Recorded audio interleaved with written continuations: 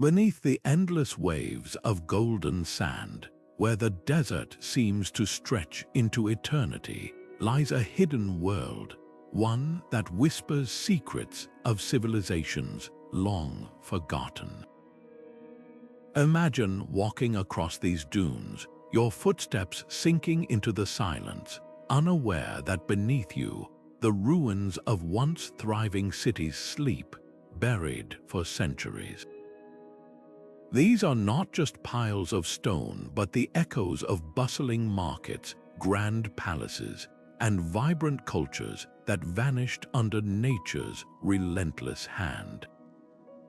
How does an entire city disappear? What forces conspired to erase these hubs of human ingenuity from the map, leaving only fragments for us to uncover?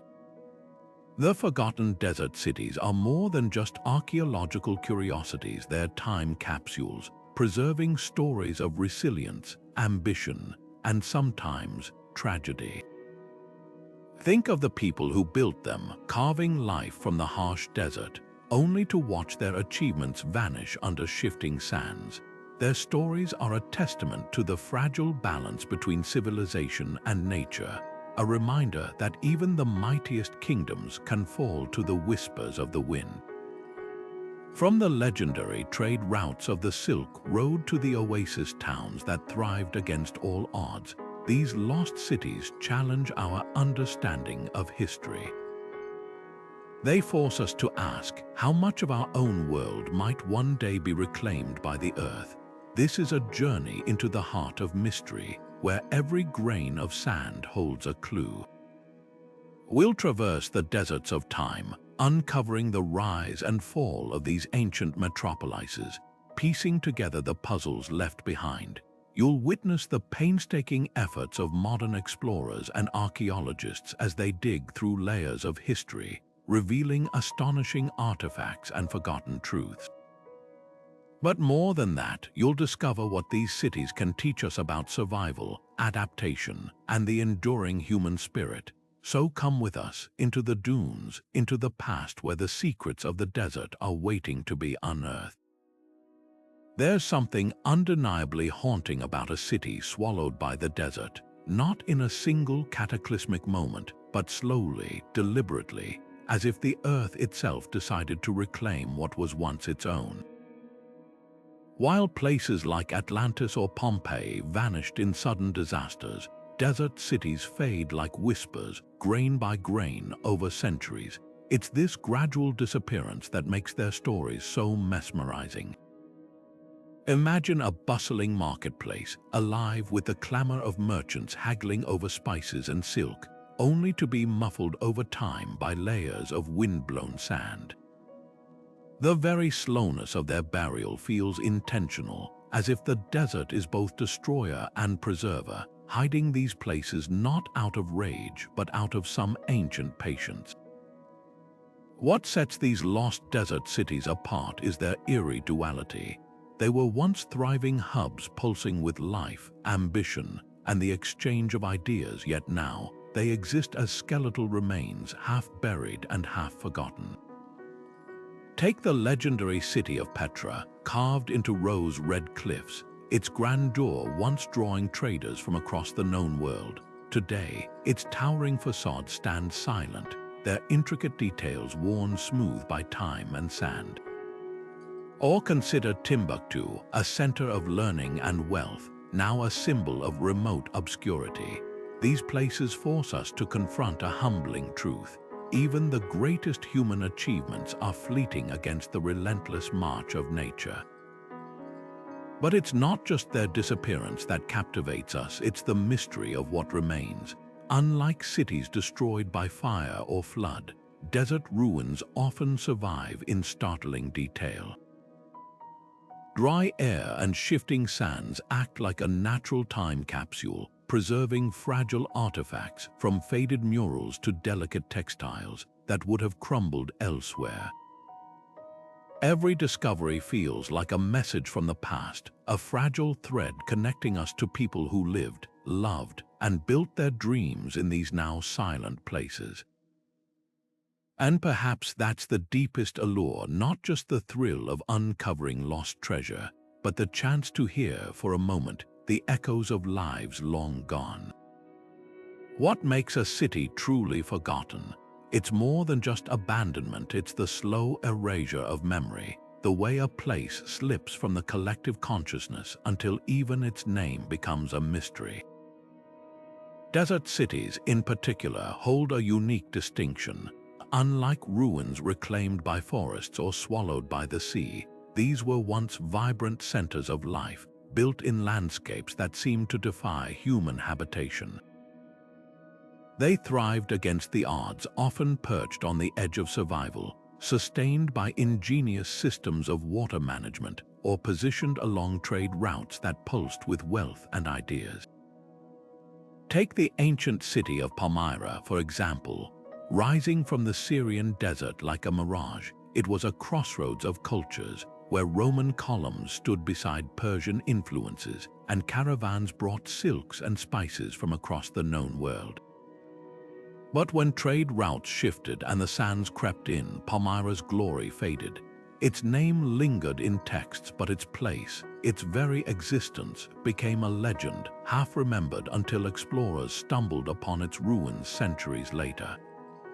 This is the hallmark of a forgotten desert city, not just physical burial, but the fading of its story from history itself. Then there are places like Djado, a labyrinth of crumbling mud brick walls hidden deep in the Sahara. Unlike Palmyra, Djado's origins are shrouded in mystery. Who built it? Why was it abandoned? The answers are lost to time, making it a ghost city in the truest sense.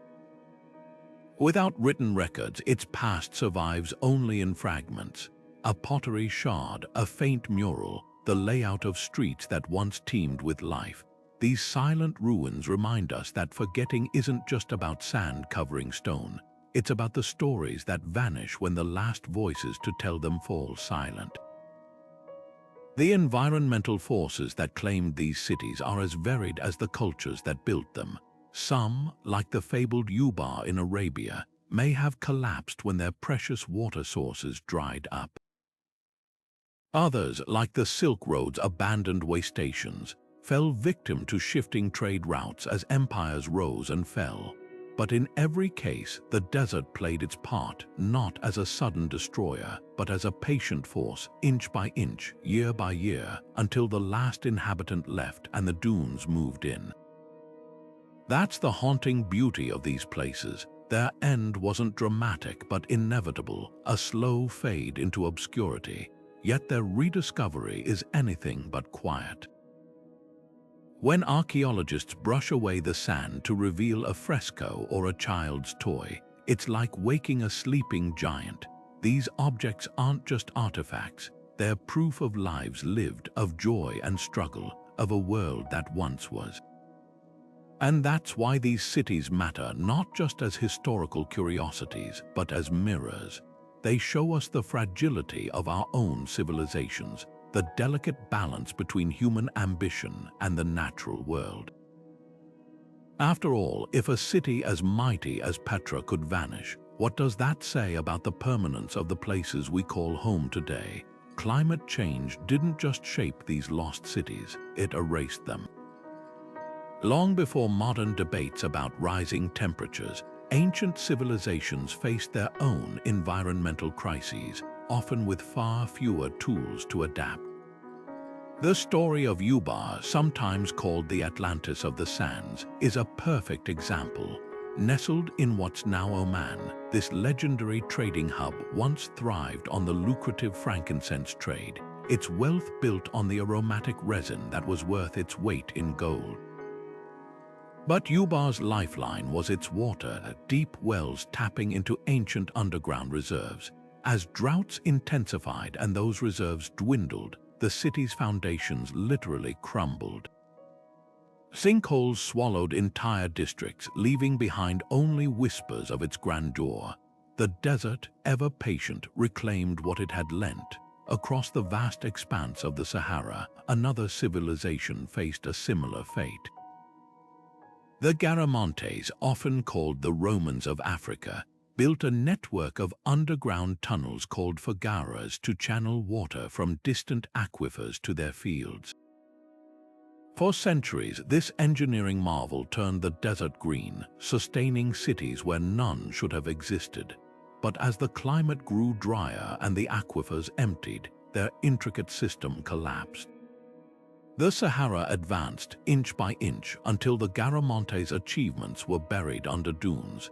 These weren't primitive societies failing to adapt. They were innovators pushed to their limits by a changing world. What makes their stories so chilling is how familiar they feel. Today, we grapple with sinking water tables and expanding deserts, watching as regions once thought fertile face irreversible drought. The parallels are impossible to ignore. Archaeologists studying these ancient collapses often find eerie signs of what we'd now call climate migration, entire neighborhoods abandoned in orderly retreat, as if the inhabitants knew the land could no longer sustain them. In Jordan's Black Desert, traces of nomadic campsites show how people adapted, shifting from farming to herding as the rains failed. These weren't sudden catastrophes but slow-motion unravelings, where every generation faced harder choices than the last. Yet there's hope in these ruins too. Some cities didn't just vanish, they transformed. In Morocco's Drought Valley, ancient Qaisar fortresses still stand, their thick mud walls designed to trap cool air and conserve water. The people here learned to live with the desert, not against it. Their survival hints at a profound truth. Resilience isn't about resisting change, but reshaping it. As modern scientists pore over sediment cores and tree rings, reconstructing ancient weather patterns, they're uncovering more than just historical curiosities. They're finding roadmaps, evidence of what happens when societies ignore environmental limits and what's possible when they adapt. The sands that buried these cities might just hold the keys to our own future. Commerce was the lifeblood pulsing through these desert cities, and when that pulse faltered, their fate was sealed. Picture the bustling oasis of Lulan, a jewel along the Silk Road where caravans laden with silk, spices, and glass once paused to trade under the shade of date palms. For centuries, its markets hummed with the chatter of merchants from Rome to Chang'an. Its prosperity built on the simple fact that every traveler needed rest, water, and a place to barter. But trade routes are like rivers, they shift, carving new paths through the landscape. When navigators found safer, faster ways to move goods, bypassing Lulan's wells and toll stations, the city's reason for existing dried up. No sandstorm or drought doomed it. The world simply moved on, leaving its streets to the wind. This pattern repeats across the deserts of history. Take the once thriving city of Merv in modern-day Turkmenistan. Known as the Queen of the World in its heyday, it was a hub where Persian, Indian, and Chinese traders mingled, its wealth so legendary that invaders coveted it for centuries. But when Mongol armies destroyed its irrigation systems and merchants rerouted their journeys, Merv's glory evaporated. Without trade, even the grandest cities become skeletons, their empty courtyards echoing with the ghosts of commerce. What's striking is how modern this ancient vulnerability feels. Today, ports decline when shipping lanes change, towns fade when highways bypass them. The forces that stranded Lulan still shape our world, only the scale has changed. Archaeologists tracing these collapses often find poignant clues to the moment a city's economy unraveled. In Syria's desert, the ruins of Dora Europos reveal stacks of unused pottery, abandoned mid-production when demand vanished. At China's near ruins, perfectly preserved wooden tablets detail loans that would never be repaid, their ink still dark after 2,000 years. These aren't just artifacts, they're snapshots of ordinary lives interrupted, proof that economic collapse isn't an abstract idea. It's empty workshops, unpaid debts, and families packing up as opportunities disappear. Yet there's a twist to these stories. Some cities refuse to vanish quietly. In Uzbekistan, the ancient Sogdian trading hub of Panjshir clung to relevance by reinventing itself. When Silk Road traffic slowed, its artisans turned to crafting exquisite wall paintings for local elites, buying time until new trade connections emerged. It's a reminder that while geography and commerce shape destiny, human ingenuity can delay the sand's advance. That tension between inevitability and adaptation makes these ruins more than just cautionary tales. They're testaments to the resilience of communities facing forces beyond their control, fighting to write one more chapter before the desert turns the page. What emerges from these sites isn't just a lesson about the past, but a mirror for our globalized age. The same interdependence that enriched Lulan and Merv also made them fragile. A change in trade wins a conflict halfway across the world, and suddenly, a thriving city could become a footnote. As we uncover their stories, we're not just dusting off relics, we're reading a map of our own vulnerabilities, written in sand and stone. The desert guards its secrets closely, but modern technology has become the ultimate locksmith, cracking open landscapes once thought impenetrable. Take Tanis, Egypt's forgotten capital, where centuries of windblown sand had erased all traces of its grandeur until satellite imagery revealed ghostly outlines beneath the surface. These weren't just shadows, they were the footprints of temples and palaces waiting to be unearthed.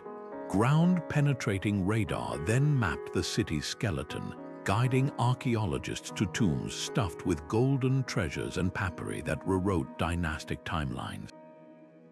What once took decades of guesswork and luck now unfolds with surgical precision, as if the desert itself is whispering coordinates to those who know how to listen. But the real magic lies in what these tools reveal beyond gold and stone.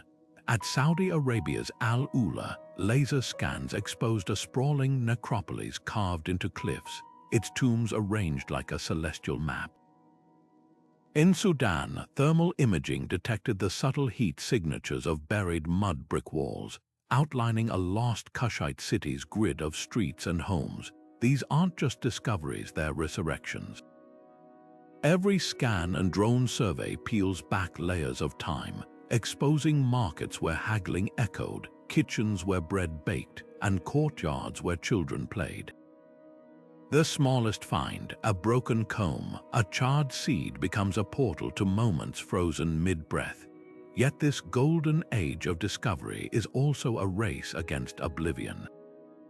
Looters, armed with metal detectors and black market demand, strip sites bare before researchers can document them. In Mali, entire sections of Timbuktu's medieval libraries vanished into shadowy networks, taking irreplaceable manuscripts with them. Meanwhile, climate change accelerates erosion, as rising temperatures and erratic rains destabilize ancient adobe structures. The very sands that preserved these cities now threaten to scatter their remains like ashes. Archaeologists aren't just excavators, they're first responders, battling time itself to save stories before they dissolve into dust. What emerges from this high-stakes salvage operation is a tapestry of everyday brilliance. In Jordan's Petra, analysis of sewer systems revealed a sophisticated understanding of hydraulics, with channels designed to minimize odor and disease. At Morocco's Sijil Massa, pollen grains clinging to grinding stones told a story of cosmopolitan cuisine: olives from the Mediterranean, spices from sub-Saharan Africa. These details shatter stereotypes of desert dwellers as mere survivors. They were innovators, connoisseurs, and social architects. A child's leather sandal found in a Babylonian ruin isn't just footwear. It's a testament to craftsmanship, trade networks, and the universal parental urge to chase after running toddlers. The true power of these tools lies in their ability to democratize history. When LiDAR scans revealed a vast Mayan megalopolis under Guatemalan jungle, it wasn't just specialists who marveled. Satellite images let millions trace causeways and reservoirs from their phones.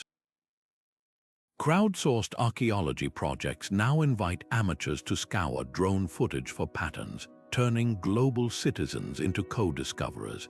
This isn't just about reclaiming lost cities, it's about reknitting humanity's shared narrative, one pixelated anomaly at a time. As satellites orbit overhead and algorithms sift through data, the desert's whispers grow louder, urging us to listen before the wind steals them away forever. Petra rises from Jordan's desert like a mirage, its sandstone cliffs glowing rose gold in the sunlight, a city sculpted not from brick or marble, but from the living rock itself. The Nabatians, a nomadic people who settled here over 2,000 years ago, didn't just build Petra. They conjured it, carving temples, tombs, and even an entire amphitheater into the rugged mountains. But what's truly astonishing isn't just the grandeur of these structures, it's the fact that they thrived in one of the most water-scarce regions on Earth. The secret, a hydraulic masterpiece hidden beneath the surface. While Petra's facades dazzle the eye, its genius lies underground. The Nabatians engineered an intricate network of channels, cisterns, and dams that captured every precious drop of rainwater, funneling it through miles of terracotta pipes to reservoirs and gardens. They even designed their famous treasury building with hidden water channels, turning its ornate facade into a functional aqueduct during flash floods. This wasn't just survival, it was sustainability on a scale that would impress modern engineers. In a land where rain falls only a handful of days each year, Petra's fountains flowed, its baths steamed, and its orchards burst with figs and olives. Trade fueled this improbable oasis. Perched at the crossroads of spice and silk routes, Petra became a glittering pit stop for caravans moving between Arabia, Egypt, and the Mediterranean. Merchants paid dearly for water, shelter, and the city's protection from bandits, filling Petra's coffers with gold and incense. The Nabatians didn't just sell goods, they sold safety, turning their desert stronghold into a fortress of commerce.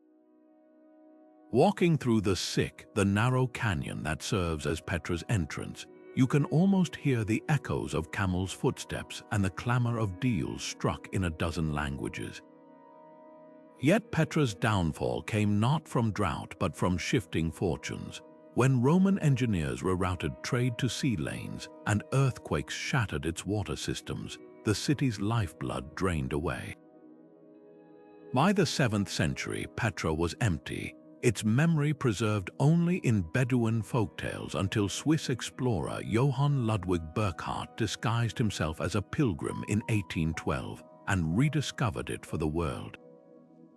Today, the very cliffs that hid Petra for centuries now showcase its haunting beauty, from the iconic treasury to the monastery perched high above the valley. What lingers most isn't just the scale of Petra's ruins, but the audacity of its vision. In a place where nature seems to forbid permanence, the Nabatians carved a civilization meant to last forever.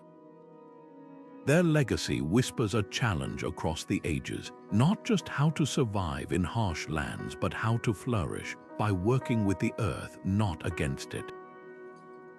As modern Jordanians revive ancient water techniques to combat drought, Petra's stones remind us that the best solutions often lie buried in plain sight, waiting to be uncovered.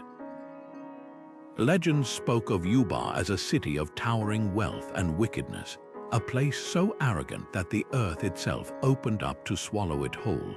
For centuries, scholars debated whether this Atlantis of the sands was real or mere moral fable, until the desert finally gave up its secret. In the 1980s, satellite images captured strange, wheel-like formations in Oman's empty quarter, revealing the outline of a fortress buried beneath the dunes. When archaeologists arrived, they uncovered not just ruins but proof of a catastrophic collapse. the myth of divine punishment turned out to be rooted in something far more tangible: human error and the fragile balance of survival in the desert. Ubar's rise was as improbable as its fall. Built atop a labyrinth of limestone caves holding precious groundwater, it became a vital hub for frankincense traders traveling between Arabia and the Mediterranean. The resin, worth more than gold, funded towering walls and opulent palaces, turning the desert outpost into a byword for excess. But Ubar's greatest strength, its water, became its fatal weakness. As demand grew, the city's wells were drained faster than the caves could replenish. Groundwater levels plummeted, and the very earth beneath Ubar grew hollow. Then, in what survivors must have seen as divine wrath, the ground gave way. Sinkholes devoured entire districts, leaving craters that later filled with wind-blown sand. The city didn't so much vanish as it was consumed from below. What makes Ubar's story resonate today isn't just the drama of its collapse, but the slow, avoidable chain of decisions that led there. Soil samples tell a damning tale. Pollen records show lush orchards gradually replaced by drought-resistant scrub, then nothing at all. Inscriptions boast of ever deeper wells, a grim tally of desperation. Parallels to modern water crises are impossible to ignore. From California's sinking aquifers to the dried-up Aral Sea, Ubar's ruins stand as a stark monument to the oldest lesson of the desert. Abundance is often an illusion, and the resources that build empires can just as easily bury them. Yet Ubar's rediscovery offers more than just a warning. The same satellite technology that uncovered its bones is now scanning other, mythical sites, from the lost cities of Arabia's Thamud tribe to the fabled gold mines of King Solomon. Each potential discovery raises tantalizing questions. How many other civilizations rose and fell unseen in the desert's vastness? What forgotten innovations might they have left behind? The sands guard their secrets jealously, but as tools like ground-penetrating radar improve, even the most stubborn dunes may yet yield their dead. Ubar reminds us that every legend holds a kernel of truth, and that the past, no matter how deeply buried, always finds a way to surface. Djado stands like a shattered mirage in the heart of Niger's Tenere Desert, its crumbling salt-encrusted walls defying both time and logic. Unlike Petra or Palmyra, whose histories are etched in stone and scroll, this fortress city offers no inscriptions, no chronicles, just mute ruins that raise more questions than answers. Who built these labyrinthine corridors and watchtowers? What language did they speak? Why did they choose one of the most inhospitable corners of the Sahara to erect their stronghold? The silence is deafening. Step inside Djado's maze of sun-baked clay, and you'll find clues to a society that turned scarcity into strength. Ingenious air vents channel desert breezes to cool interior chambers, while hidden cisterns collected precious droplets of rainwater. The layout reveals careful planning: narrow streets designed to block sandstorms, communal granaries positioned for shade. These weren't desperate survivors clinging to existence. They were architects of resilience, crafting an urban oasis where none should have thrived. Pottery shards hint at trade networks stretching across the Sahara, while peculiar carvings of giraffes and crocodiles suggest knowledge of lands far beyond the desert's grasp. Yet the greatest mystery isn't how Djado lived, but how it died. There are no mass graves, no signs of invasion or fire. The city seems to have been abandoned with eerie deliberateness, as if its people simply walked away. Archaeologists have floated theories. Perhaps a centuries-long drought evaporated its water sources, or shifting trade routes starved its economy. Some point to salt, the very substance that now eats at its walls. As groundwater evaporated, toxic mineral deposits may have rendered the soil barren, forcing a slow exodus, but these are guesses. The truth lies buried beneath drifts of sand and centuries of silence.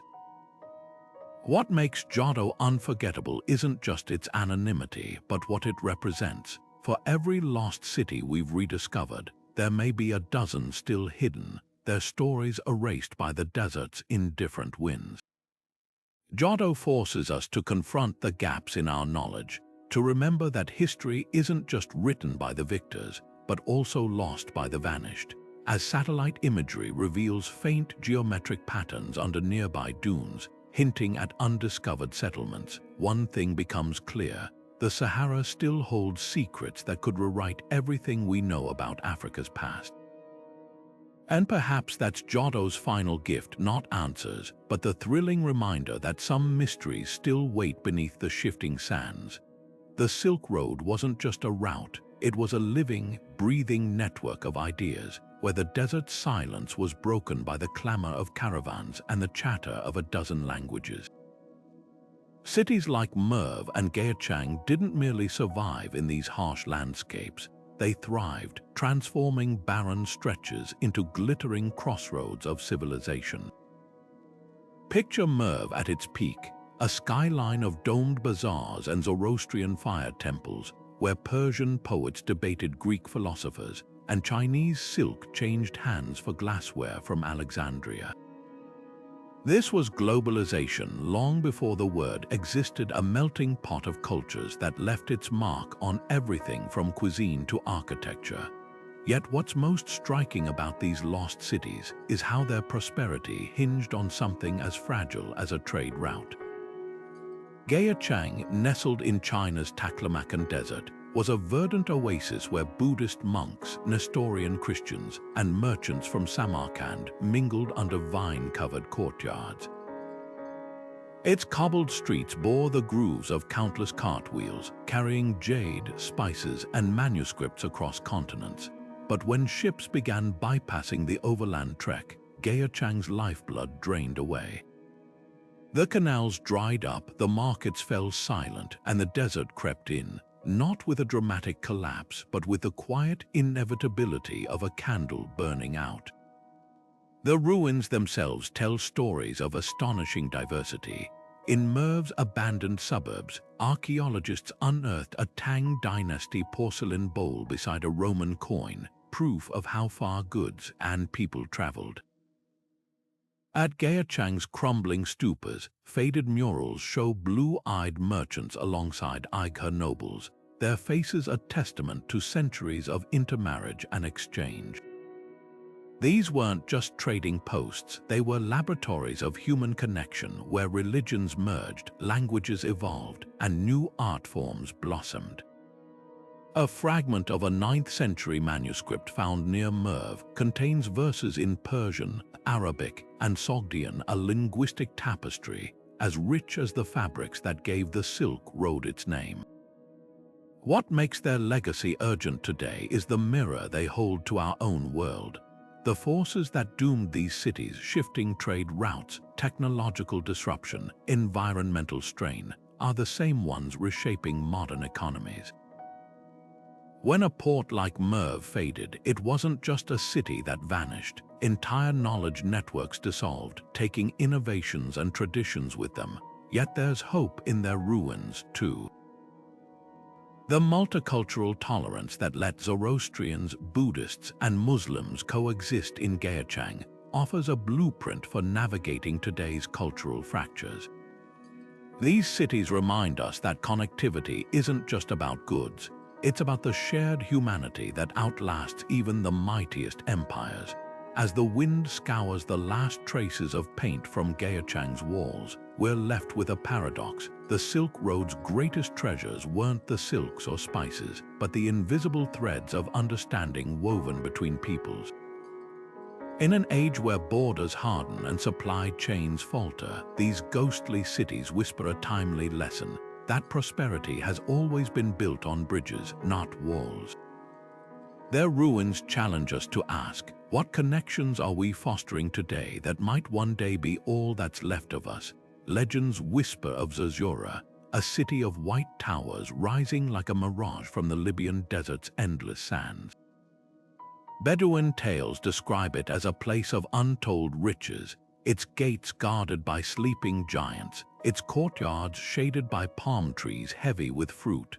For centuries, the mere mention of Zazura sent explorers and fortune-seekers into the dunes, armed with little more than fragmented maps and unwavering hope. What makes this myth so enduring isn't just the promise of treasure, it's the idea that somewhere beyond the horizon lies a place so extraordinary it defies imagination. The search for Zazura became its own kind of obsession, driving real-world expeditions that reshaped our understanding of the Sahara. In the 1920s and 30s, figures like Hungarian Count Laszlo Olmosy, the inspiration for the English patient, scoured the desert using early automobiles and aircraft, convinced the city was waiting to be found. They never uncovered Zazura, but their failures led to something just as valuable: the discovery of prehistoric cave paintings in the Gilf Kebir Plateau, proof that the desert had once been a lush savanna teeming with life. Sometimes the greatest discoveries aren't the ones we set out to make. Zazura's legend taps into something primal, the human urge to explore, to believe there's always one more secret just out of reach. Similar myths echo across deserts worldwide: El Dorado in the Americas, the kingdom of Prester John in Africa, even the biblical Sodom and Gomorrah. These stories share a common thread. They're not just about gold or glory, but about the transformative power of the quest itself. Every expedition that vanished into the dunes added layers to the mystery, turning Zazura into a mirror reflecting our own hunger for wonder. What's fascinating is how these tales often contain kernels of truth. The description of Zazura's white walls might trace back to real abandoned cities like Ghadames, whose lime-washed buildings gleam under the sun. The sleeping giants could be eroded rock formations, twisted by time into human-like shapes. Even the palm trees fit ancient Oasis settlements now buried, once thrived where only sand remains. Legends like these aren't pure fiction. They're fractured memories of places that really existed, warped by generations of retelling. Today, the hunt for lost cities has traded camel caravans for satellite imagery, but the allure remains. Modern archaeologists, armed with LiDAR and ground-penetrating radar, continue to find settlements once thought mythical, like the medieval trading hub of Sijil Mossa in Morocco, or the sprawling Garamantian cities beneath Libya's dunes. Each discovery chips away at the unknown, yet Zazura endures, always just beyond our grasp. Perhaps that's its purpose, not to be found, but to keep us searching, reminding us that the map's edge is still scribbled with possibilities. In the end, Zazura isn't really a place. It's a question: what else might be out there, hidden under centuries of wind and sand? The desert guards its secrets well, but as long as stories like these endure, there will always be explorers ready to listen for the faintest whisper of towers on the horizon. Timgad rises from the Algerian desert like a time capsule frozen in stone, its grid of streets so precise it could have been laid out yesterday. Emperor Trajan founded this city in 100 AD as a retirement colony for legionaries, a little piece of Rome carved into the North African wilderness. Walking its avenues today, you can still see the grooves of chariot wheels in the paving stones, leading straight as arrows toward the distant arches of a triumphal gate. This wasn't some haphazard settlement, it was urban planning as military precision. Every block measured, every intersection aligned to the heavens. What makes Timgad extraordinary isn't just its preservation, but how thoroughly Roman it feels despite being thousands of miles from the Tiber. The Grand Theatre could seat 3,000, its semicircular rows offering acoustics so sharp a dropped coin on stage would echo to the highest balcony. The library's niches once held scrolls of Virgil and Cicero, bringing the intellectual heartbeat of the empire to this frontier outpost. Even the public latrines were social hubs, with marble seats spaced just close enough for conversation, proof that Roman ideals of community extended even to the most private moments. Yet Timgad's story is also one of adaptation. Look closer and you'll spot the subtle African influences creeping in.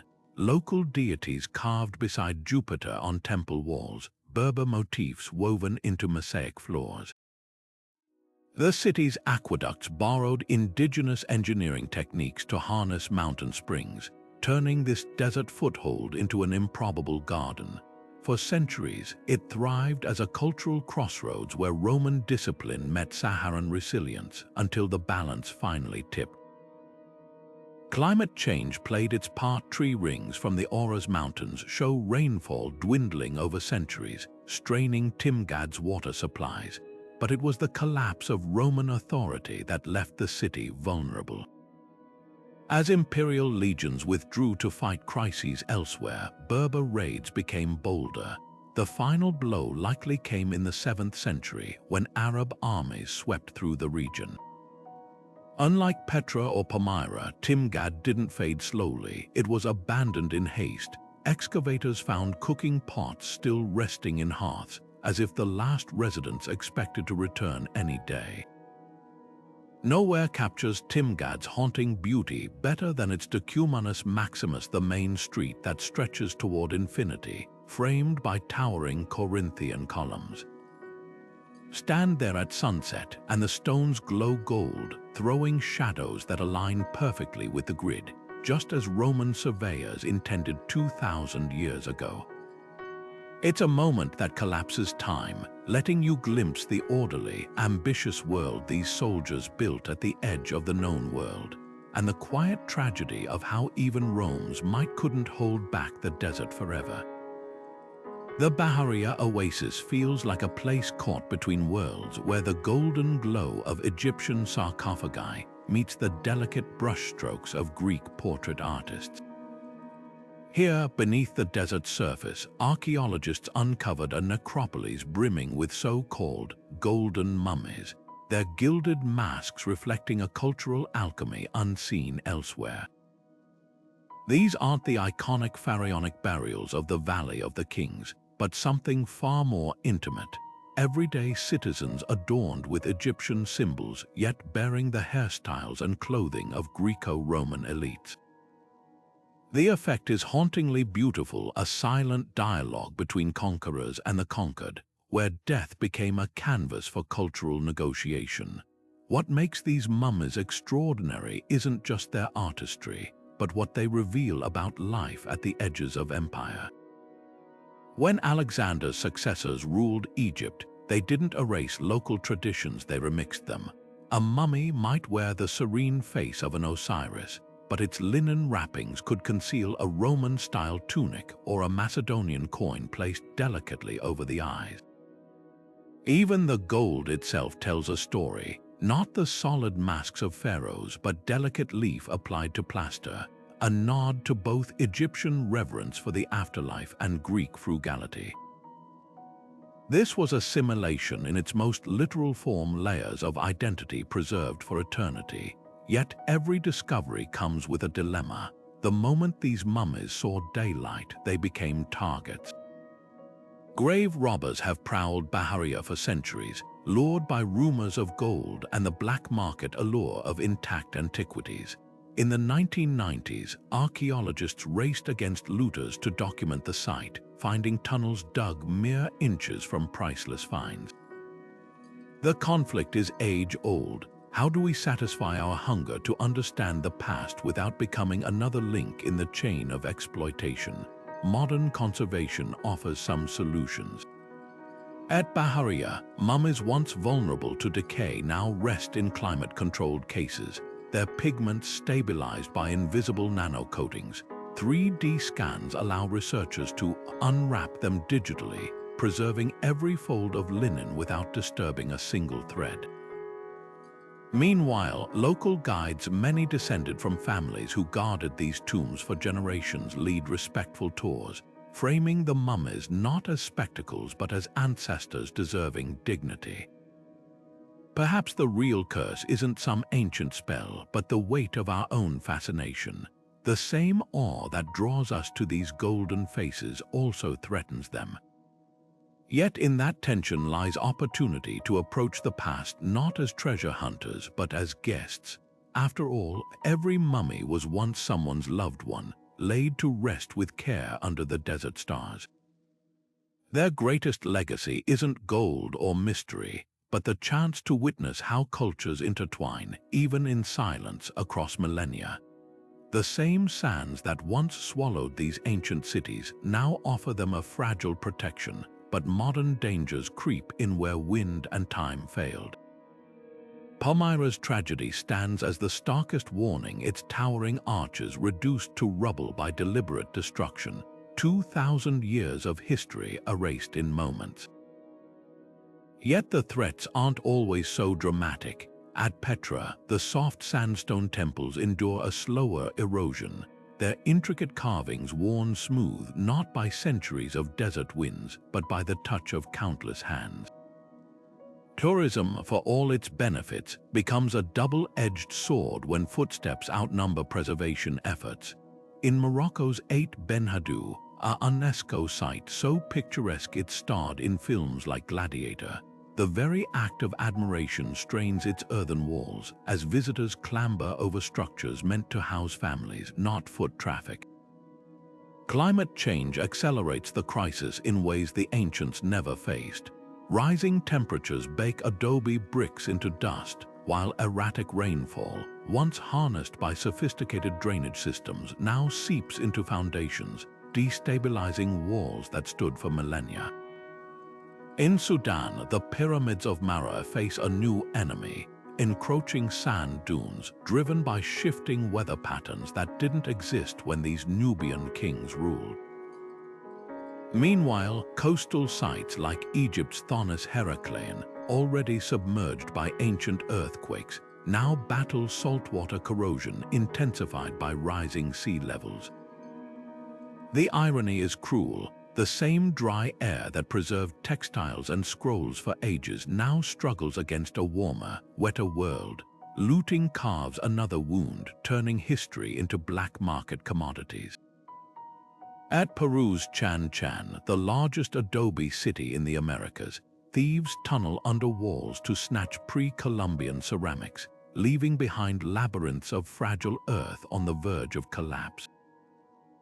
In Iraq, satellite images show ancient Mesopotamian sites pockmarked by illegal digs, their treasures smuggled out to fund conflicts far removed from the scribes who once walked those streets.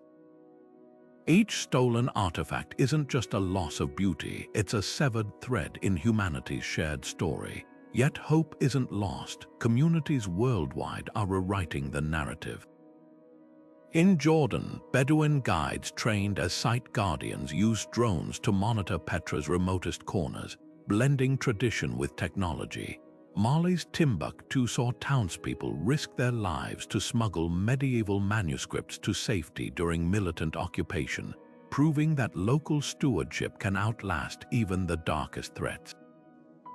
Scientists, too, innovate laser scans, create digital twins of endangered ruins, while AI predicts erosion patterns before damage occurs. The challenge isn't just technical, it's philosophical.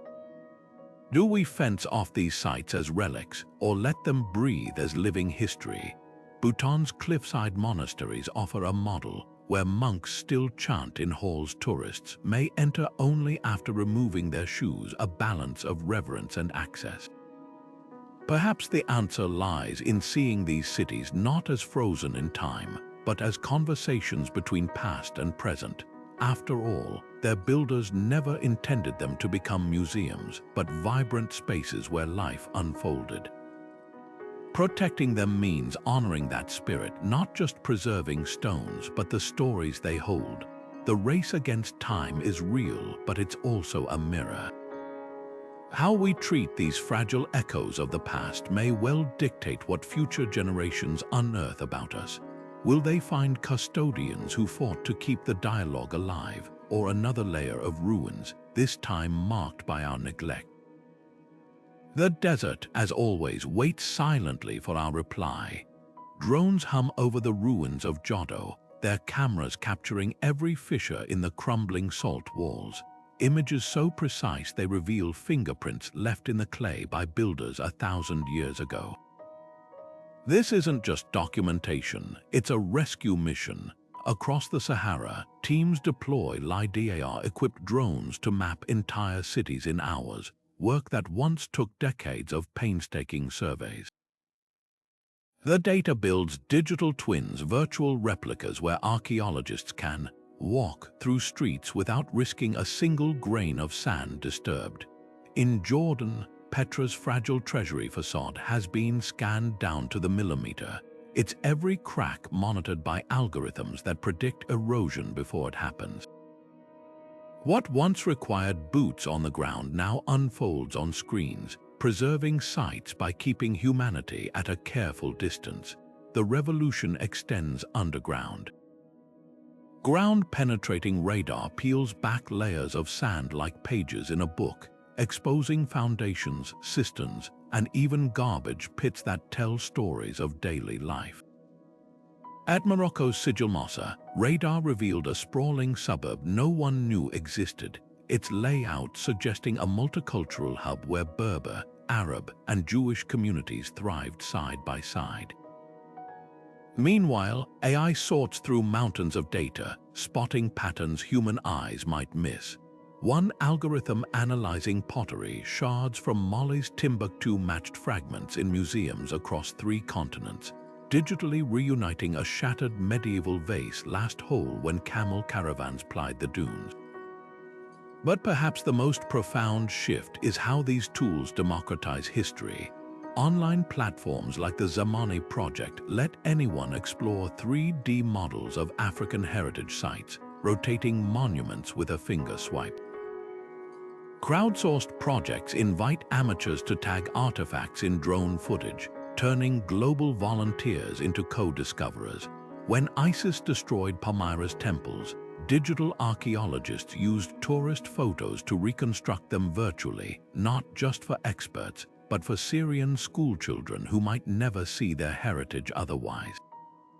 The true power of this tech lies in its humility. It doesn't just preserve the past, it admits how much we've already lost. Scans of looted tombs in Sudan generate wanted posters for missing artifacts, circulating images to auction houses and border guards.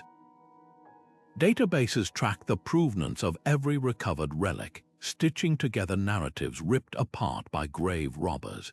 Even language is no barrier.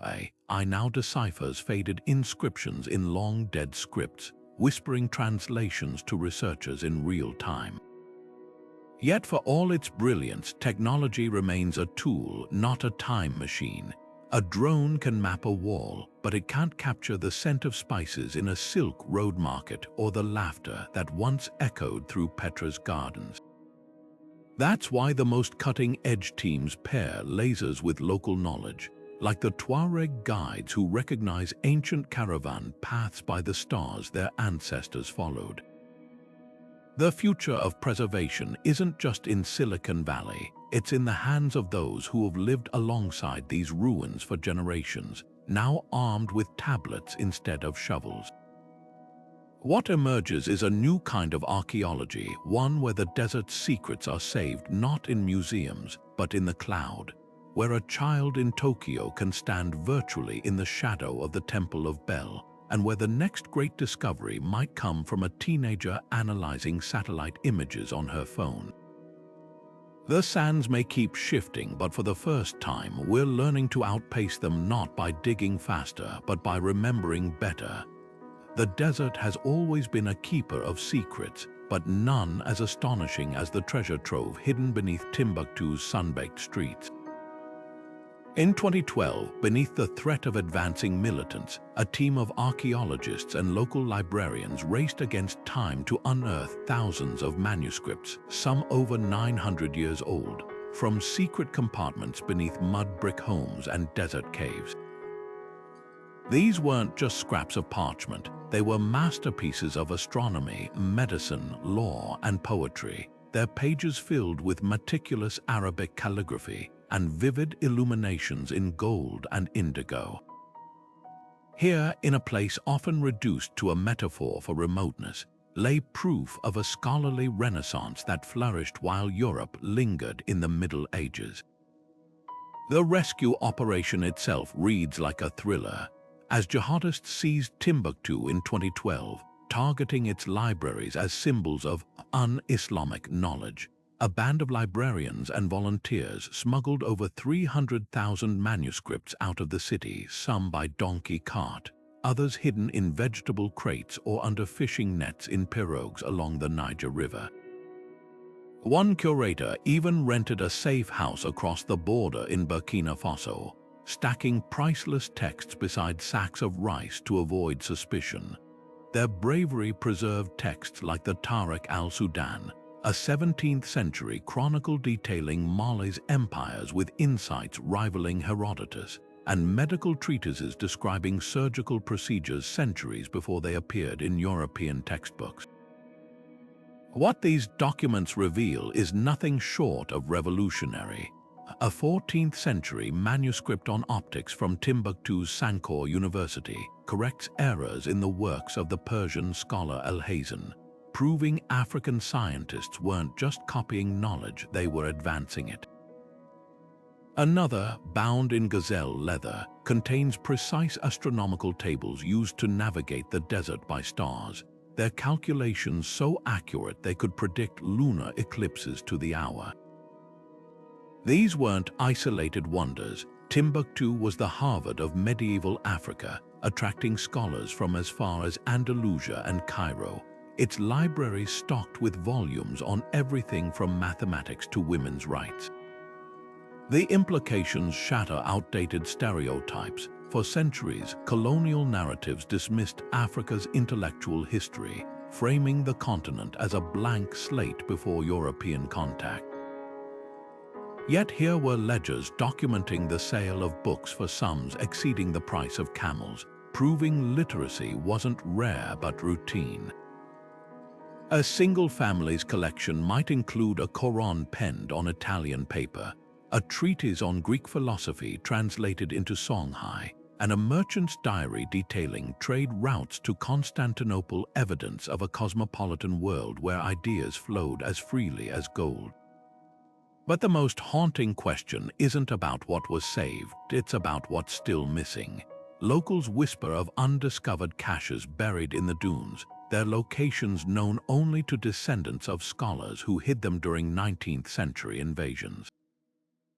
Satellite imagery has revealed subterranean chambers near Timbuktu's outskirts, their contents a mystery. Meanwhile, fragments of manuscripts surface in unlikely places, pages reused as book bindings in Moroccan libraries or sold illicitly in Middle Eastern antiquities markets.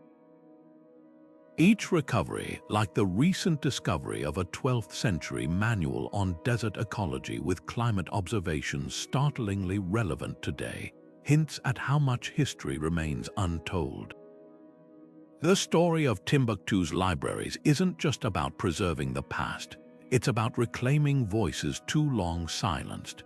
When a teenager in Bamako pores over a digitized manuscript detailing her ancestors' legal arguments against slavery, or when a physicist studies medieval equations predicting planetary motion, the desert's buried wisdom becomes a living force. These fragile pages, rescued from fire and fanaticism, challenge us to reconsider not just African history, but the very map of human knowledge, reminding us that greatness once bloomed where others saw only barrenness.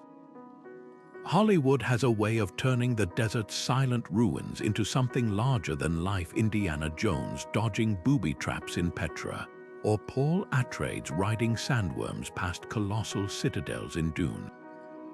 These stories weave history and fantasy so tightly that it's hard to tell where the truth ends and the myth begins. Take Raiders of the Lost Ark. While the filmmakers took liberties with Petra's treasury, no ancient temple actually hid the Ark of the Covenant. Their dramatic chase through the Sick Canyon ignited global fascination with the real Nabatian city. Suddenly, tourists flocked to Jordan, guidebooks in hand, half expecting to find Harrison Ford's hat caught on a relic.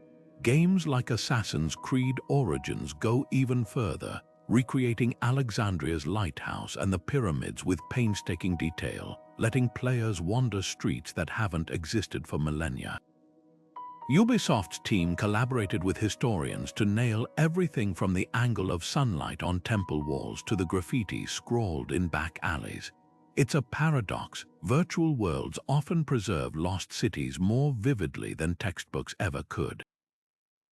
But they also flirt with danger when fantasy bleeds into public perception, like the idea that Egyptian tombs are full of cursed artifacts waiting to unleash plagues. The magic of these portrayals lies in what they get almost right. Dune's Arrakis, with its wind-scoured palaces and spice-driven economy, mirrors real desert cities like Palmyra, where caravans grew rich on trade monopolies. Even Star Wars Tatooine, filmed in Tunisia, borrowed from Berber cliff dwellings and Roman amphitheaters, blending sci-fi with ancient architecture. These creative choices aren't just aesthetic, they tap into something primal, the allure of civilizations that thrived against impossible odds. Yet the gap between fiction and reality can be jarring. Real archaeologists don't whip through dig sites like Indy. They kneel for hours, brushing dust from pottery shards. There are no golden idols or trapdoors, just the slow, meticulous work of piecing together lives from broken tiles and tooth fragments. But here's the twist: pop culture's exaggerations often fund the real science. Blockbuster films boost tourism, and tourism funds preservation. Petra's visitor revenue helped pay for the very lasers that now scan its eroding facades. The best fictional tales serve as gateways, sparking curiosity that leads to deeper discovery. After Assassin's Creed featured the Library of Alexandria, searches for its history spiked. When The Mummy, the Good One, with Brendan Fraser, romanticized Egyptian ruins, enrollments in archaeology programs briefly soared. These stories remind us that the past isn't just facts in a museum. It's a story waiting to be explored, full of drama, ingenuity, and yes, even a little magic. The truth may lack Hollywood's explosions, but it's no less thrilling. Real desert cities were built by people who laughed, traded, and dreamed under the same stars we do. And sometimes it takes a fictional adventure to make us see that.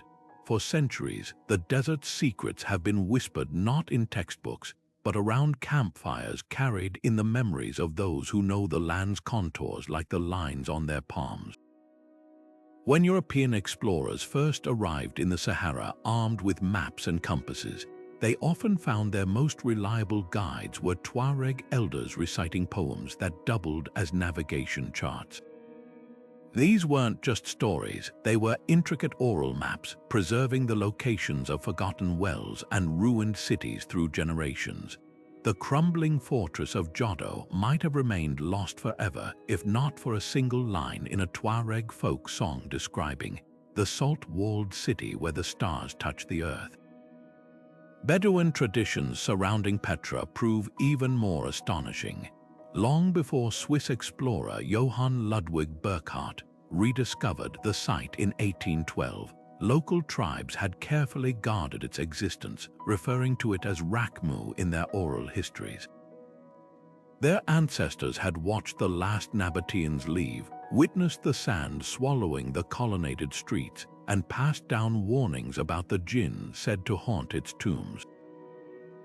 This wasn't superstition, it was an unbroken chain of eyewitness accounts stretching back 2 millennia.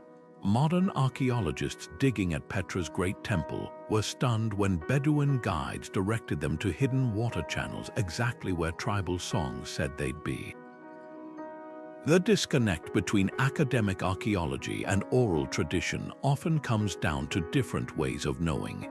Scientific methods rely on datable layers and carbon isotopes, while indigenous knowledge might reference a drought that occurred when the grandmother of my grandmother was a girl. At Australia's Murujuga petroglyph site, Aboriginal elders corrected radiocarbon dating by pointing to rock art depicting extinct megafauna, art their ancestors had watched being made. Similarly, Maya villagers in Guatemala led researchers to over 50,000 structures in the Guatemalan jungle by interpreting ancient place names preserved in their language. These weren't lucky guesses, they were living memories encoded in folklore. Yet integrating these two worlds requires humility on both sides. When anthropologist Susan McIntosh worked with Mali's Dogon people to locate prehistoric settlements, she initially dismissed their creation myths as symbolic. Then elders showed her shrines marking the exact spots where archaeological evidence later confirmed early villages had stood. The myths, she realized, weren't allegories, they were historical records using metaphor as mnemonic devices. Similar breakthroughs are happening worldwide. Inuit oral histories helped locate the lost Franklin expedition ships in the Arctic, while Sami reindeer herders' migration stories revealed ancient trade routes under Scandinavian ice. The challenge now is building frameworks where traditional knowledge isn't just consulted, but respected as equal to academic research. In Canada's British Columbia, First Nations communities co-manage archaeological digs, with elders interpreting findings through oral histories that predate written records by thousands of years. New Zealand's Maori have established memory museums, digital archives where chants and carvings are analyzed alongside pottery fragments and pollen samples. Perhaps the most promising model comes from Namibia, where San Bushmen work with linguists to create interactive maps blending GPS coordinates with click language place names that describe landscape features invisible to satellites. What these collaborations reveal is startling. Many lost cities were never truly forgotten. The keepers of these memories simply waited for outsiders to start listening. As climate change threatens both physical ruins and vulnerable languages, the race isn't just to preserve stones, but the living voices that can bring them back to life. When a Navajo elder points to a mesa and recounts a 700-year-old story about the place where the stone people live, she's not sharing legend, she's offering coordinates to history itself. The real treasure lies not in the gold these cities might hold, but in the wisdom of those who never stopped remembering them. The skyscrapers of Dubai glitter like a mirage today, but if history teaches us anything, it's that no city is immune to the desert's hunger. Look at Phoenix, where temperatures now regularly soar past 115 degrees, its sprawling suburbs guzzling water from dwindling reservoirs. These modern metropolises stand on the same precipice that doomed Ubar, and the Garamonte's human ingenuity stretched thin against an unforgiving landscape. The difference: we have the chance to rewrite the ending. Ancient cities didn't vanish overnight. Their collapses were slow-motion lessons in ignoring environmental limits. Take the Hohokam of Arizona, who built intricate irrigation canals only to abandon them when droughts outstripped their designs. Now, Phoenix pumps water from the same aquifers the Hohokam exhausted, repeating their mistakes with industrial efficiency. Meanwhile, Dubai's artificial islands, engineered from dredged sand, are sinking as rising seas lick at their edges echoes of the same coastal erosion that drowned Egypt's Thonis Heraclean. The irony is cruel. We've mastered the technology to build cities where none should exist, but not the wisdom to sustain them. Yet hope isn't lost. In Morocco's Drought Valley, centuries-old Sahara fortresses still stand, their thick earthen walls regulating temperature without air conditioning. The Nabatians' water-capturing techniques at Petra are now inspiring sponge city designs in China, where permeable pavements and rooftop gardens mimic ancient runoff systems. Even Dubai is experimenting with wind towers modeled on Persia's badgers. passive cooling structures that predate electricity by millennia. These aren't just retrofits, they're revolutions disguised as homecomings, proving the best solutions often lie buried in history. The real breakthrough isn't technological but philosophical. Indigenous Australians practiced fire stick farming for 40,000 years, shaping landscapes to prevent catastrophic burns. Similarly, the ancestral Pueblones built cliff dwellings not as fortresses, but as thermoregulated shelters aligned with solar cycles. These cultures understood something we're relearning. Resilience means working with the land, not against it. Modern architects are taking note. In Arizona, new developments cluster around restored desert washes, allowing seasonal floods to replenish groundwater instead of fighting them with concrete. Qatar's Msherab downtown, built on reclaimed coral stone, uses shaded alleyways and thermal mass to cut energy use by half, proof that desert living doesn't have to mean ecological surrender. What's at stake isn't just infrastructure but memory. When ancient cities fell, their stories survived in fragments. Today's digital archives, from 3D scans of Phoenix's landmarks to oral histories recorded in Dubai's souks, could ensure future generations understand not just how we built, but why we failed or thrived. The desert doesn't discriminate between empires. It simply waits, grains piling like seconds on a clock, for us to decide whether we'll be another layer of ruins or the civilization that finally learned to listen. The Rosetta Stone sits proudly in the British Museum, its inscription celebrated as the key to deciphering Egyptian hieroglyphs. Yet its very presence there remains one of archaeology's most contentious open wounds. Taken by French soldiers during Napoleon's campaign and later seized by the British as a war trophy, this slab of black basalt embodies a painful truth. Many of the world's greatest artifacts were stolen under colonial gunpoints, their meaning severed from the lands that birthed them. Today, as institutions like the Louvre and the Met face mounting pressure to return treasures, we're forced to confront an uncomfortable question. When we admire these objects in glass cases, whose history are we really seeing? Repatriation isn't just about returning loot, it's about restoring context. Consider the Benin bronzes, intricate brass plaques pillaged when British forces burned Nigeria's royal palace in 1897. Scattered across European and American museums, these masterpieces were stripped of their original purpose, commemorating the kingdom's history and guiding royal rituals. For decades, Western curators displayed them as primitive art, ignoring their sophisticated casting techniques and the oral traditions that gave them meaning.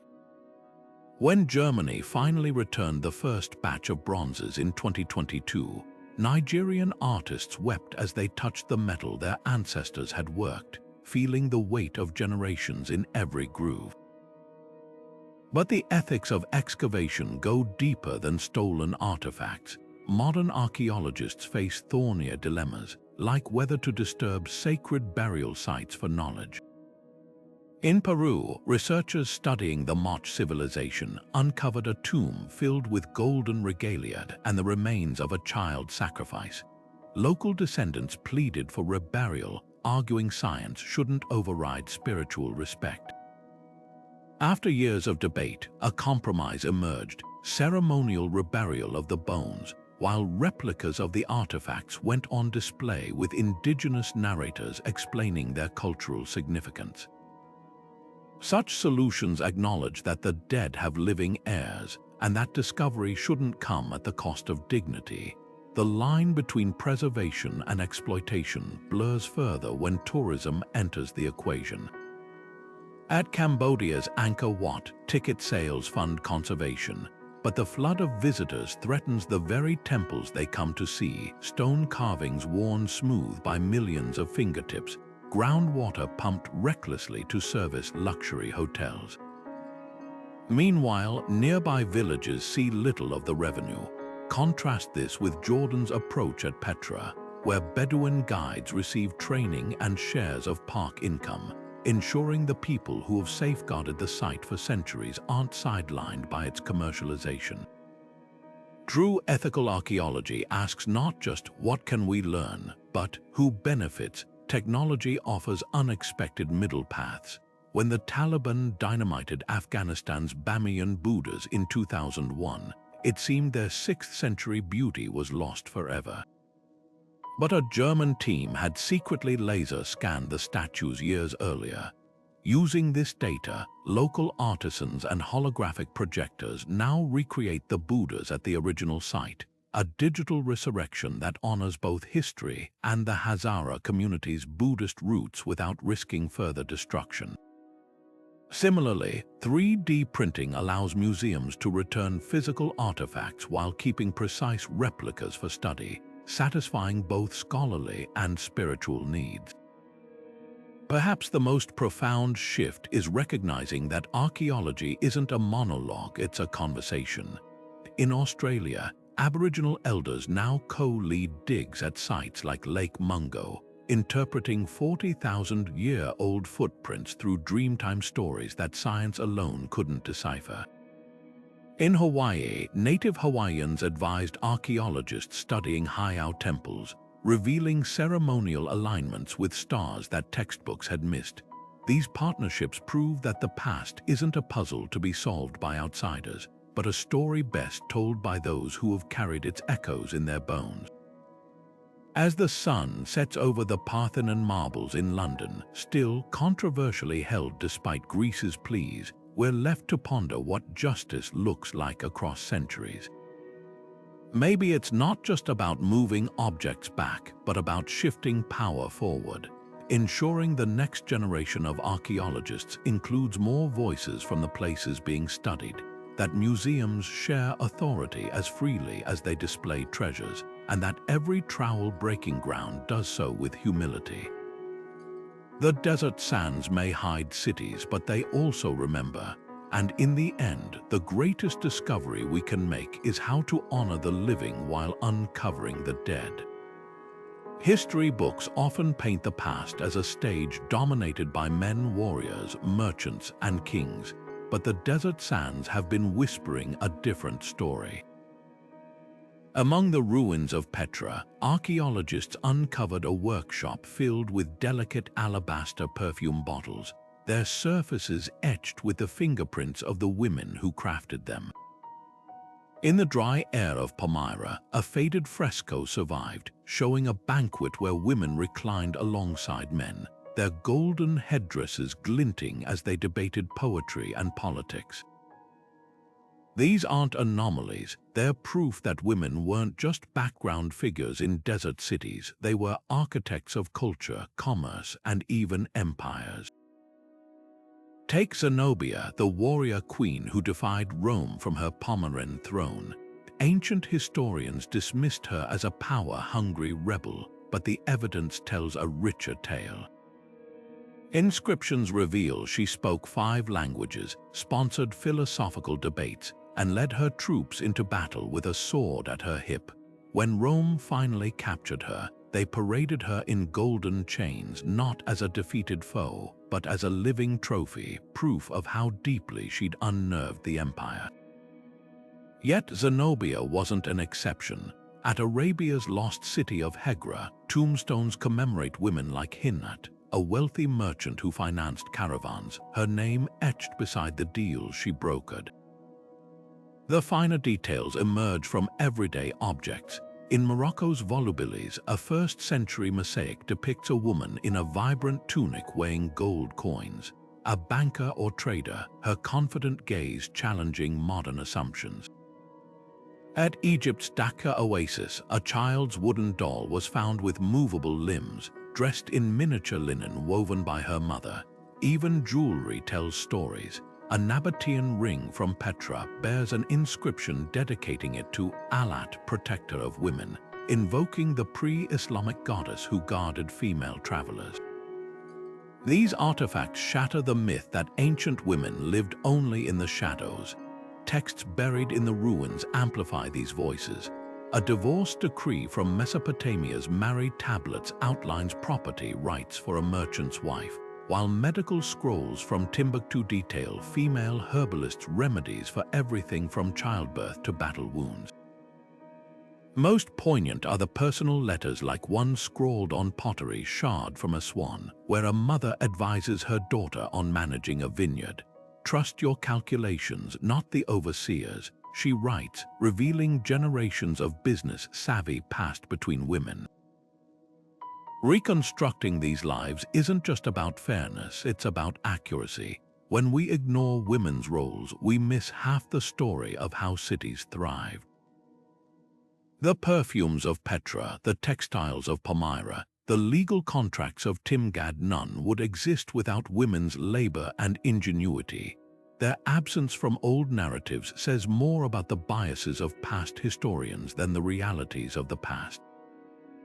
Now, as archaeologists brush dust from forgotten workshops and tombs, the desert is returning these women to their rightful place, not as footnotes but as founders. The sands have kept their secrets long enough. The lifeblood of any desert civilization wasn't gold or spices, it was water.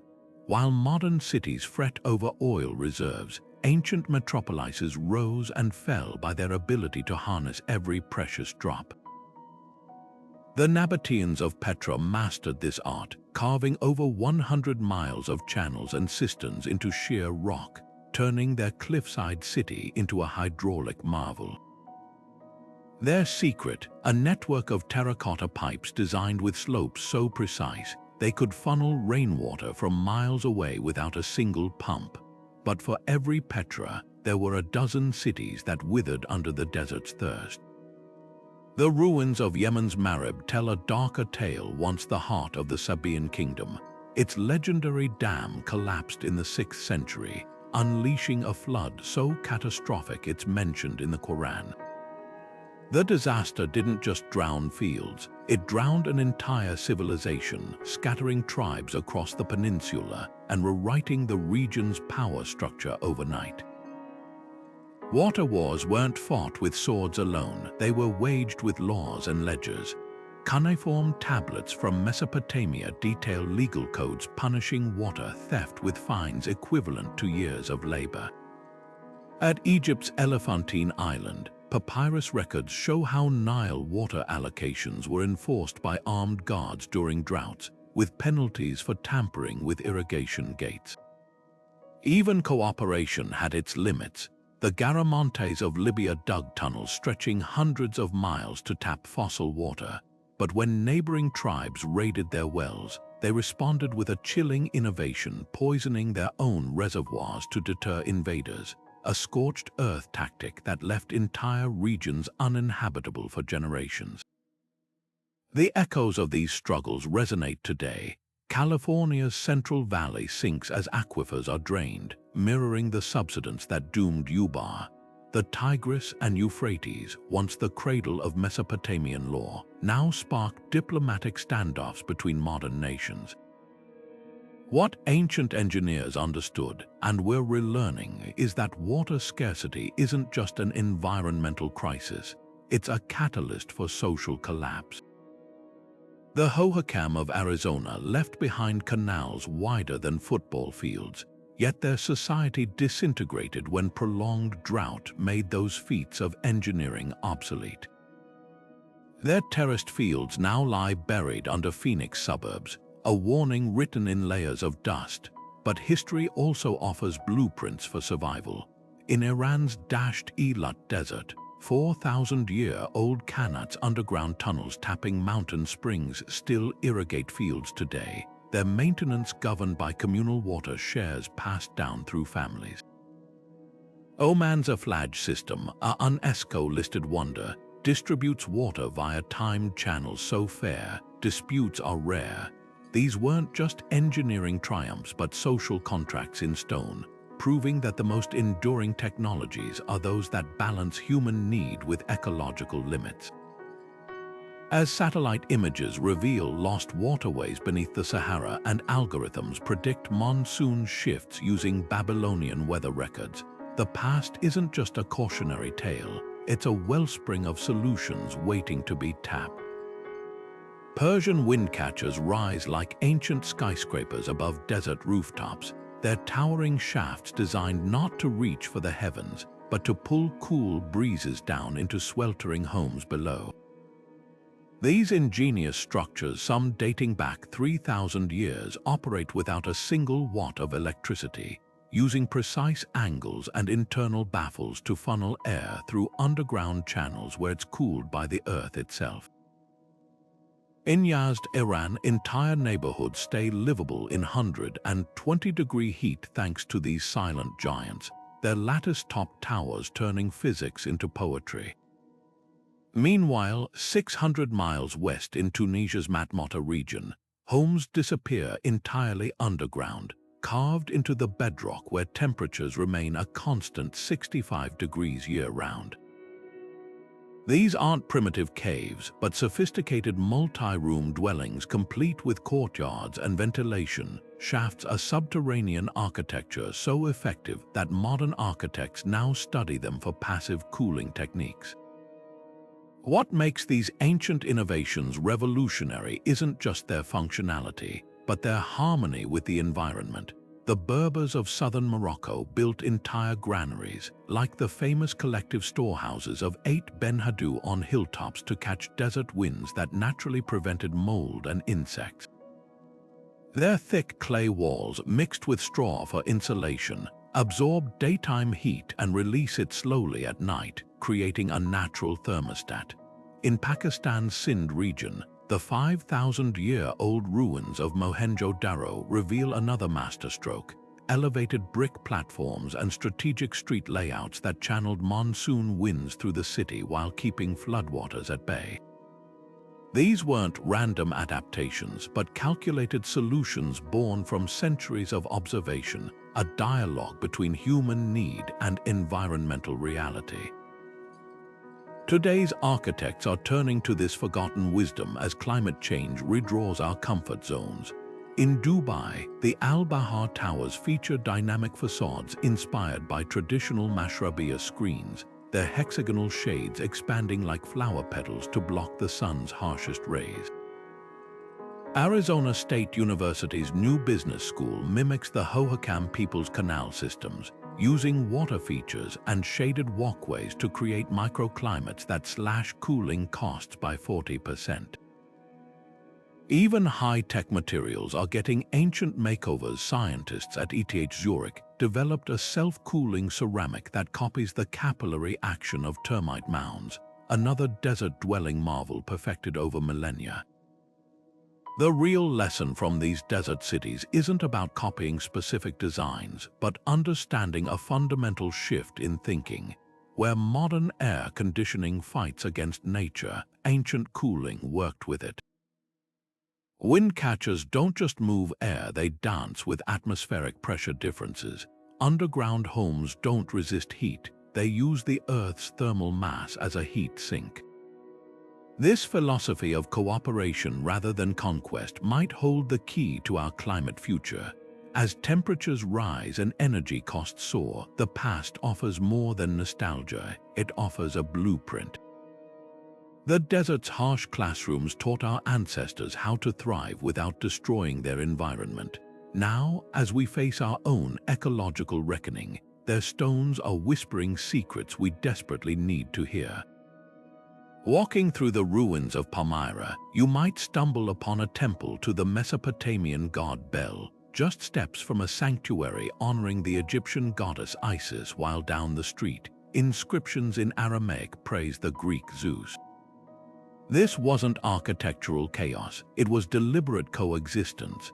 Desert cities thrived as spiritual crossroads where caravan routes carried not just spices and silks, but beliefs. In Petra, Nabatian deities shared altar space with Roman Jupiter and Egyptian Serapis, their worshippers trading prayers alongside goods. At Egypt's Karga Oasis, a single wall bears graffiti in Coptic, Greek, and Demotic, a testament to pilgrims of different faiths resting under the same stars. This pluralism wasn't just peaceful, it was profitable. Palmyra's wealth surged because its leaders guaranteed safe passage to all pilgrims, whether they prayed at the Temple of Bolshemin or the Jewish synagogue. Merchants knew disputes over gods were bad for business. Tolerance kept the silver flowing. Inscriptions from Arabia's Hegra reveal fines for disrupting others' rituals, proving harmony was enforced as rigorously as trade contracts. Even in death, diversity endured. The necropolis of Mara in Sudan holds pyramids for Nubian kings beside chapels where Roman mercenaries honored Mithras, their tombs standing shoulder to shoulder like comrades in eternity. Yet when this balance shattered, collapse often followed. The same Palmyra that flourished under Queen Zenobia's pluralistic rule fractured when religious factions vied for dominance after her fall. At Yemen's Marib, drought may have doomed the Great Dam, but sectarian strife between pagan and early Muslim tribes scattered its engineers, ensuring no one rebuilt. Modern excavations at Syria's Dura Europos uncovered a synagogue, Christian house church, and Mithraeum, all buried simultaneously by a Persian siege, a poignant snapshot of diverse faith united in ruin. What's startling is how these ancient models mirror modern debates. The Garamantes of Libya built separate quarters for Jewish, Christian, and animist traders near their capital, not out of segregation, but to let each group maintain dietary laws and holy days without friction. In Uzbekistan's Afrasiyab, Sogdian fire temples stood beside Buddhist stupas, their priests exchanging astronomical knowledge across doctrinal lines. These weren't utopia's tax records show occasional tensions, but they prove pluralism isn't some progressive fantasy. It's a time-tested survival strategy for societies perched on the edge of survival. Perhaps the most humbling lesson lies in what replaced these cosmopolitan hubs. As monotheisms rose, many desert cities rigidified. The vibrant pagan Jewish-Christian mix of Egypt's Keles gave way to sectarian violence under Byzantine rule, its temples defaced with crosses. At Arabia's Qaryat al-Fawr, once a thriving center of idol worship and early Christianity, the rise of Islam saw its grand murals of dancing girls whitewashed not by conquerors, but by merchants fearing backlash. The sands that preserved these cities also preserved their warnings. Prosperity built on openness can crumble when walls go up around identities. Today, as scholars restore Palmyra's shattered temples and digitize Timbuktu's interfaith manuscripts, these ruins ask us a piercing question. Can we honor our differences without weaponizing them? The desert's silent stones remind us that diversity isn't weakness, it's the mortar that held civilizations together through millennia of storms. In an age where algorithms divide us into echo chambers, perhaps the most radical act is to emulate these ancient hubs, making room at the table for every belief, and recognizing that the surest path to survival has always been walking it together. The ruins of these desert cities stand as silent prophets, their crumbling walls whispering a truth we often forget: that no civilization, no matter how grand, is immune to time. Look at Petra's once bustling streets, now empty but for the wind, or the skeletal remains of Palmyra's temples, their columns standing like broken teeth against the sky. These places didn't just vanish, they were gradually reclaimed, grain by grain, by the very landscapes they sought to conquer. Yet in their silent lessons lies an unexpected hope, because every one of these lost cities was found again not by accident, but through the stubborn curiosity of explorers who refused to let history stay buried. What makes their rediscovery so powerful isn't just the thrill of uncovering gold or artifacts, it's the realization that human ingenuity leaves marks even the desert can't fully erase. When archaeologists brush away sand to reveal a child's toy in Djado or a merchant's ledger in Timbuktu, they're not just finding objects, they're recovering voices. These fragments tell us that the people of the past faced challenges startlingly like our own droughts, shifting economies, the delicate dance between progress and sustainability. The Garamantes tapped fossil water just as we do today. The Nabatians engineered water systems that put modern cities to shame. Their successes and failures are blueprints if we're willing to study them. The most profound gift these cities offer isn't treasure, but perspective. Walking through the ruins of Merv or Ubar, you can't help but wonder, what will future archaeologists uncover about our own civilization? Will they marvel at our solar panels the way we marvel at Petra's hydraulic systems? Or will they puzzle over why we kept building in deserts as water tables dropped? These questions aren't just philosophical, they're urgent. The same technologies that help us scan lost cities also reveal alarming truths: vanishing aquifers, creeping deserts, the slow subsidence of land where groundwater has been pumped dry. History doesn't repeat itself, but it rhymes, and the echoes are growing louder. Yet there's inspiration here too. The multicultural harmony of Palmyra's temples and the collaborative water laws of ancient Oman prove that humanity has overcome division before.